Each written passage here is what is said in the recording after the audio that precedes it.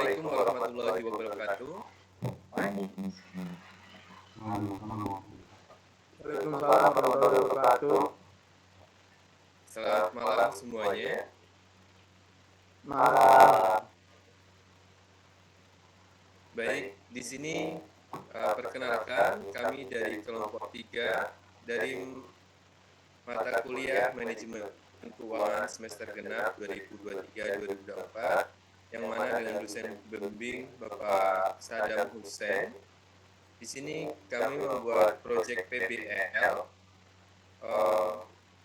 dari materi kuliah manajemen keuangan yang berjudul Analisa Rasio Keuangan PT Adikarya Persero Tbk pada tahun 2023. Di sini kelompok kami yang berjumlah 5 orang, yaitu dibawakan dengan saya sendiri, Sudarmono, Salman Al-Farizi, Muhammad Al-Mudandi, Hendi Kurniawan, dan juga Maya Safitri. Di sini kami sangat tertarik untuk menganalisa rasio keuangan pada PT Adikarya Persero Tbk pada tahun 2023, karena kami yakin perusahaan ini adalah perusahaan yang sangat besar yang mana bergerak dalam bidang konstruksi maupun pembangunan yang ada di Indonesia khususnya. PT Adikarya sangat terkenal dalam bidang tersebut, dan perusahaan ini saya yakin sangat besar dan sangat menarik untuk dianalisis pada rasio keuangan 2023. Baik, di sini untuk materi pertama akan dibawakan oleh rekan kami, yaitu dibawakan oleh Ahmad Al-Mudandi. Silakan Mas Dandi.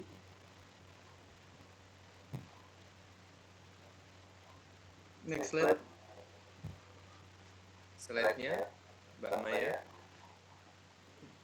Nah, di sini saya akan menjelaskan abstrak. Studi ini menginvestigasi kinerja keuangan PT Adikarya pada tahun 2003 berdasarkan sejumlah rasio keuangan utama. Hasil analisis menunjukkan perubahan signifikan dalam likuiditas, tetapi penurunan efisiensi operasional dan profitabilitas. Rekomendasi diberikan untuk fokus pada peningkatan dihadapi PT Adikarya Persero Tbk dalam manajemen operasional dan peningkatan profitabilitas di tengah kondisi ekonomi yang mungkin mengalami tekanan. Rekomendasi diberikan untuk fokus pada peningkatan efisiensi operasional, manajemen modal kerja yang lebih baik, dan strategi untuk meningkatkan margin keuntungan dalam jangka panjang. Next slide selanjutnya.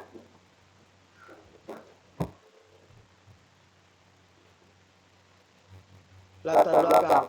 Di sini saya akan menjelaskan latar belakang PT Adikarya Persero Tbk adalah perusahaan konstruksi terkemuka di Indonesia. Tahun 2003 menjadi tahun penting dalam perjalanan keuangan perusahaan ini, dengan berbagai dinamika pasar dan tantangan ekonomi yang mempengaruhi hasil keuangan.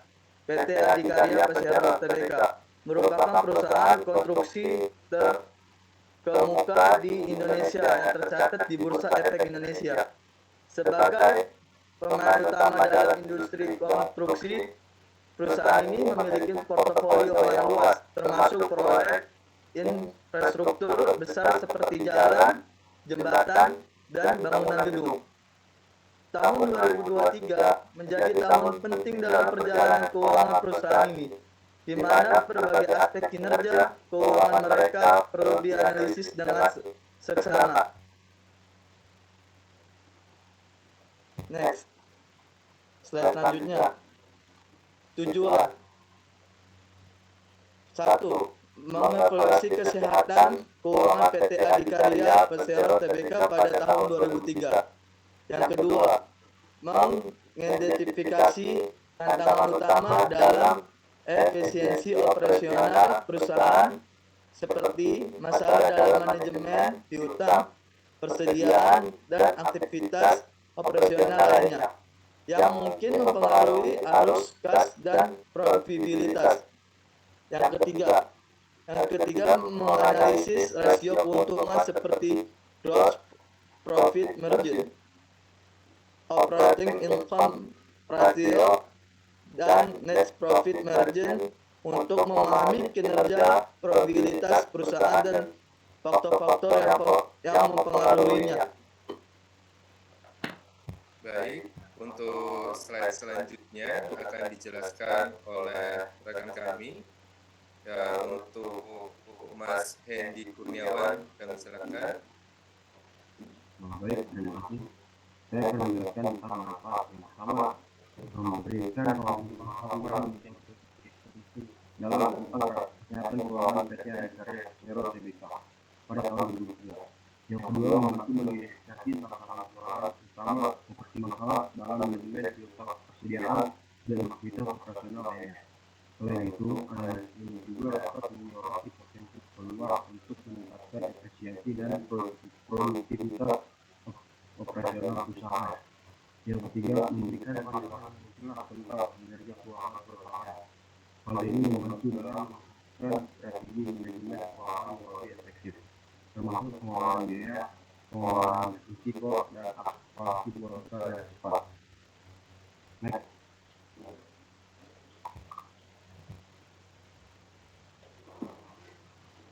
Yang kedua adalah waktu. Dalam hal ini Provis menuliskan analisis rasio likuiditas PT Adhikarya Persero Tbk untuk tahun 2003, termasuk perhitungan dan intervensi rasio seperti current ratio dan quick ratio. Pelaksanaan yang pertama adalah studi. Dari data sumber yang telah disediakan, kita dapat membuat studi kasus untuk masing-masing dari 4 rasio utama yang telah diolah. Yang pertama adalah rasio operasional.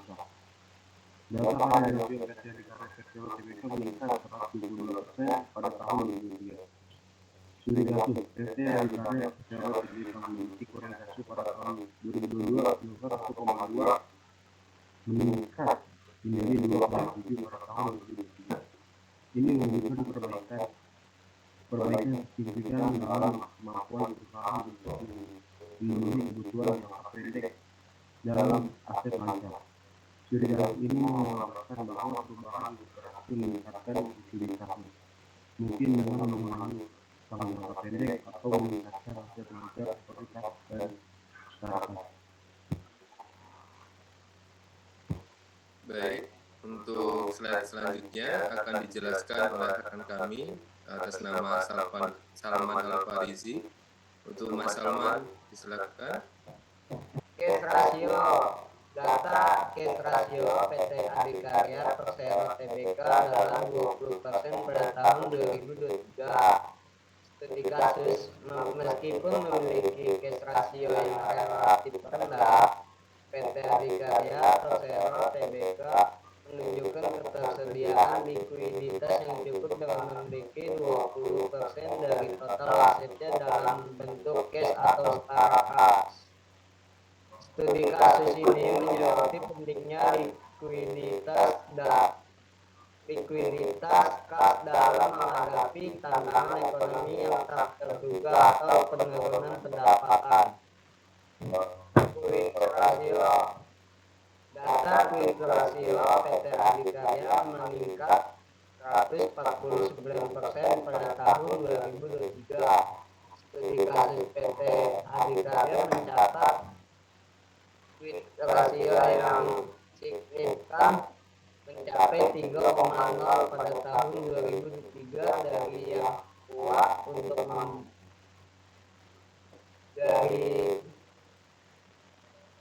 mencapai 3,0 pada tahun 2023 dari 1,2 pada tahun sebelumnya. Studi kasus ini menunjukkan bahwa perusahaan memiliki kemampuan yang kuat untuk membayar kewajiban jangka pendek hanya dengan menggunakan aset lancar yang paling cair seperti kas, investasi jangka pendek, dan piutang yang mudah dikonversi menjadi kas. Selanjutnya total debt to equity rasio utang terhadap ekuitas. Data total debt to equity rasio PT Adikarya Persero Tbk mengalami penurunan 342% pada tahun 2023.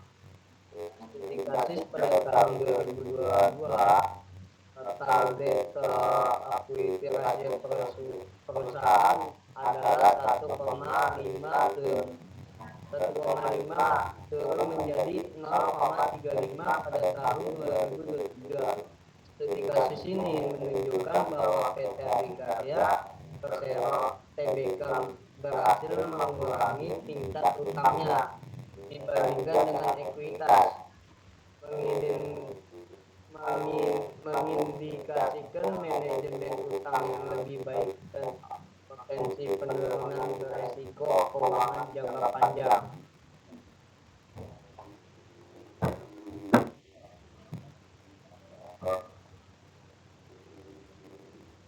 Baik, untuk selanjutnya akan dijelaskan oleh saya sendiri. Jadi pada analisis ini sebagai dasar untuk membuat analisa keuangan PT Adikarya Persero Tbk pada tahun 2023, maka kami sajikan laporan keuangan PT Adikarya Persero Tbk pada tahun 2023 sebagai berikut, yang mana aktiva lancar yaitu mencapai 28.583 M. Terus dari utang lancar ada 23 M, dan juga ada kas, efek, utang, jumlah aktiva, uang jangka panjang, jumlah modal sendiri,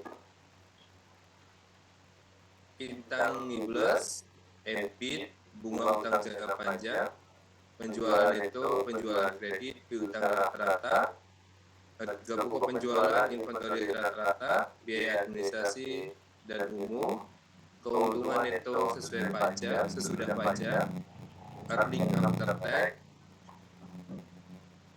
Selanjutnya,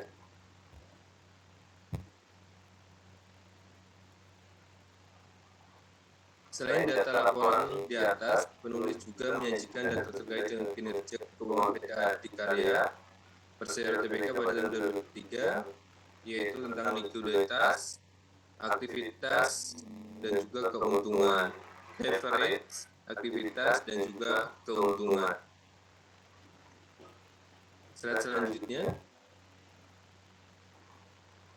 Nah, untuk penjelasannya adalah pada tabel di atas menjelaskan bahwa rasio likuiditas pada current ratio tahun 2023 mengalami peningkatan sebesar 122%, di mana besaran cash ratio 20%, sedangkan quick ratio atau acid test ratio 149%, dan working capital to total asset ratio 13%.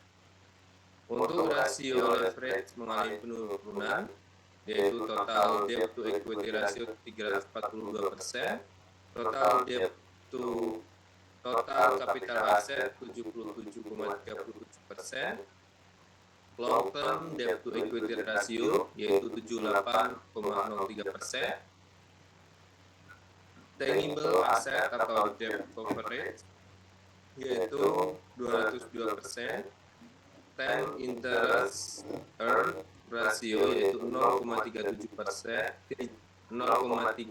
kali, sedangkan pada tahun 2023 pada rasio aktivitas mengalami penurunan total aset turnovernya yaitu sebanyak 7 kali, receivable turnover 0,18 kali, average collection period 2043,56 hari, inventory turnover 3,2 kali, jadi average di inventory-nya yaitu 112,9 hari, working capital turnover 0,51 kali, tetapi pada rasio keuntungan mengalami penurunan pada gross profit margin 12,50%, operating income ratio, operating profit marginnya yaitu 18%, operating ratio-nya yaitu 82%, jadi net profit marginnya 1,115%.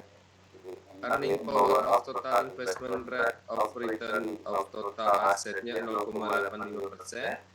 Net earning power rasio atau return on investmentnya atau ROI 0,05%.